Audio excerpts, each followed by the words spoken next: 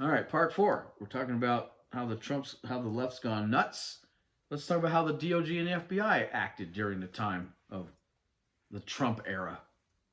Holdovers from the Obama administration, also known as deep state operatives, exonerated Hillary before they even deposed her during the email scandal.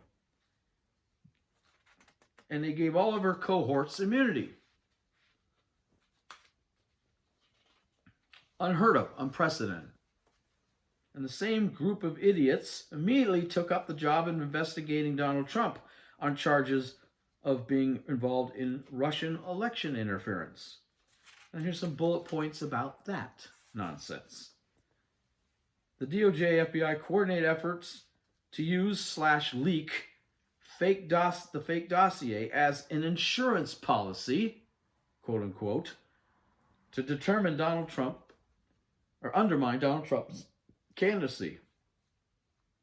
The FBI lies to the FISA court multiple times, I will add, to obtain warrants to spy on an American citizen working in the Trump campaign. This would be Carter Page, who's now suing Yahoo and the Huffington Post for defamation.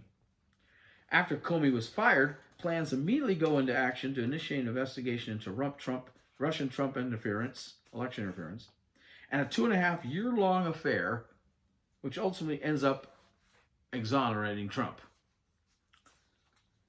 The DOJ FBI, while failing to get Trump, the Mueller team targets as many people around Trump as possible, which leads to indictments and some convictions, many of them only process crimes, and none of which had anything to do with Trump or collusion with Russia.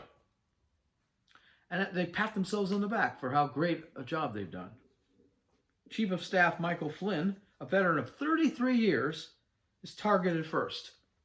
His rights were violated by the Mueller team when they just tricked him into going into an interview without his lawyer. You don't need your lawyer. It'll be okay. And they told him he wasn't even a subject of the investigation, when he was. They lied to him. And he also was pressured to agree to a guilty plea to lying to the FBI after he sold his house and faced bankruptcy to pay for all the lawyer fees and his defense. And then they threatened to go after his son. By the way, the FBI, almost all people involved, said he never lied in the first place.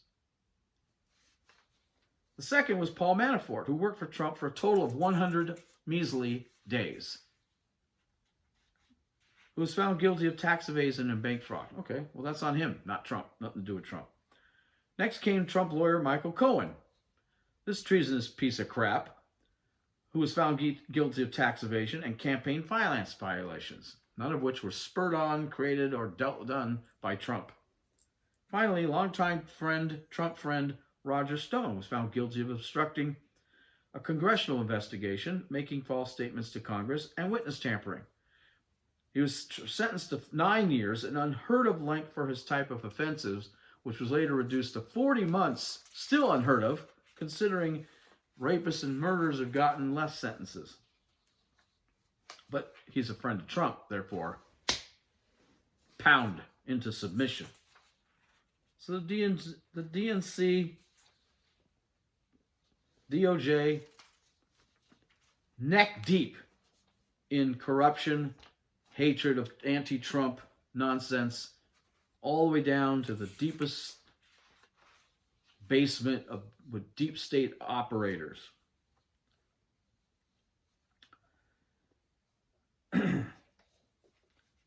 Let's talk about what the Democrat Party and the left, meaning the American citizens out there on the left, have been doing during the time of Trump. And again, these are just small sampling of anecdotal evidence of their craziness. The loss of 2016 election caused a party-wide shock, resulting in a 3-year and counting temper tantrum and the advent of TDS, Trump Derangement Syndrome. I swear to you, one day in the New England Medical Journal of Medicine, under the psychological umbrella, there's going to be something that is akin to Trump Derangement Syndrome. It's going to be in there one day, folks. It's a real thing. During a women's march, Madonna, right after the inauguration of Trump, by the way, Madonna admits to thinking an awful lot about blowing up the White House. A Bernie supporter went to a baseball practice for the annual congressional baseball game, asking whether the people on the field were Republicans or Democrats. I've talked to you about this before. When told they were Republicans, he went on a little shooting spree that almost killed a Republican congressman and injured 3 others, including police officers. Sarah Huckabee Sanders was asked to leave a restaurant. Protesters also confronted Ted Cruz and his wife in a restaurant. Mitch McConnell in a restaurant. Florida Attorney General Pam Bondi also in a restaurant. Some of them left, some of them refused to leave, but they were all confronted by crazed out, riotous, violent in their heart, left-wing nut jobs, often spurred on by Democrats who said, as I mentioned before, at their restaurants and their gas stations, if they're at the ATM machine, get in their face. Riots on campuses because of right-wing speakers, pepper spraying people wearing MAGA hats, harassing and assaulting Trump supporters at their rallies, blocking a schoolhouse door to keep the new Education Secretary Betsy DeVos from entering, boycotting companies because they sell Ivanka Trump merchandise, God forbid, protest rallies with Antifa chanting, "No Trump, no wall, no USA at all." You heard that right, folks. No USA at all. Divorces and all sorts of relationship breakups because somebody in the relationship is a Trump supporter going on across all over the country. And everyone on the right is suddenly a Nazi and a racist and a bigot and so on and so on. The left's gone mad, folks. Recently in Florida, a man used his truck to try to destroy a Trump-backed voter registration tent, knocking it over and everything over. Left's gone nuts. And they've been given the okay by the left, the media, politicians. Social media has gone crazy. A study showed that Google and Yahoo, I mentioned this before in a video, Google and Yahoo routinely manipulated their search engines through the use of algorithms, which subliminally urged users toward left-wing websites and stories, columns, what have you, when they were not looking for a specific political story, which may have affected hundreds of thousands of voters during the 2016 and 2018 elections, giving them the idea to vote Democrat. When I say affected, I mean that they voted Democrat when they might have been independent-minded or open-minded folks not really knowing what to look for. They were basically told what to look for. Twitter, Facebook, YouTube, and other platforms have ramped up their aggressive bans on right-wingers by censoring and freezing accounts with excuses about credible content and misleading ads. But when caught, they always just say, "Oh, it was a mistake." Credible content? So they're the arbiters as to whether the content on the right is credible. Meanwhile, all the crap on the left that's gone through, the lies and misstatements and misleading crap, perfectly fine. These platforms are not legally responsible for the content that's in their stuff that people say. By law, they're not legally responsible. So what's the problem? But they want to, however, if they want to censor legal speech, this is all First Amendment stuff, folks. If they want to censor legal speech for political reasons, then they should be held responsible for the content that they do allow through. Fair is fair. So lastly, let's talk about what's been going on most recently, State of the Union address. But I'm going to go back to all 3 State of the Union address to show you what the loony left has been up to. 2018, the first address, which occurred literally, it's after Trump's first year. These Democrats refused to even show up to the event. Representative Earl Blumenauer of Oregon, Representative Steve Cohen of Tennessee, Representative Al Green of Texas, Representative Pramila Jayapal of Washington, Representative Barbara Lee of California, these are all representatives, so I won't even say representative anymore, John Lewis of Georgia, Gregory Meeks of New York, Bobby Rush of Illinois, Jan Schakowsky of Illinois, Albio Cyrus of New Jersey, Juan Vargas of California, Maxine Waters of California, and Frederica Wilson of Florida. Many of these people refused to stand when the president entered the chamber. The first time he entered the chamber as president of the United States for a State of the Union address, a lot of them sat down. One guy even made his way to the aisleway, one Democrat, only to turn his back on the president when he walked past. And the left talks about disrespect. Kettle meet pot meet kettle. Many wore all black clothing during this address, or donned symbolic ribbons and buttons as a means of protestation.